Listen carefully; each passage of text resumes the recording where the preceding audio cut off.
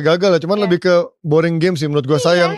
Even Spanyol menang pun itu benar-benar by momentum aja. Iya, betul. Sementara ya itu gue levelnya bukan level itu. Dua-dua menurun. Dua tim ini parah banget sih menurut gue. Betul, setuju. Tapi kalau ngomongin parah ya, inilah gue dari awal ketika Martinez ditunjuk jadi pelatih Portugal, di Belgia aja generasi emas dihancurin ibaratnya sama dia ya.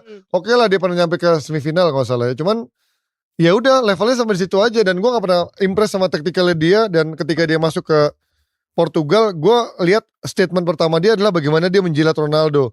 Oke, kalau lo pengen megang leader di ruang ganti, tapi lo nggak bisa terus maksain sama satu orang karena lo tahu batas usia dia tuh udah, rentang waktunya udah gak lama lagi.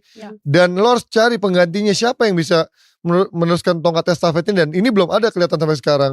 Dan kemarin ketika nggak worship pertandingan sebelumnya, Ramos bisa menjawab itu, harusnya Ramos dikasih kesempatan dulu. Sementara Ronaldo yang dari bench.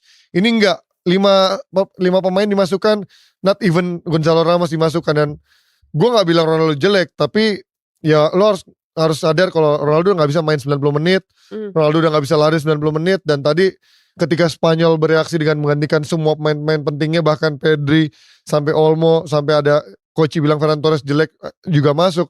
Tapi gimana pun juga pemain kayak Ferran Torres tuh mau bergerak, mau positioning. Nah Ronaldo udah gak bisa melakukan hal itu. Ramos masih bisa diganti juga. Iya itu dia makanya sampai 5 pemain udah diganti, yang diganti yang masuk malah Dalot IQ-nya kurang, Leo gue bilang kalau Ronaldo pensiun sekarang, ganti pelatih, Portugal akan naik.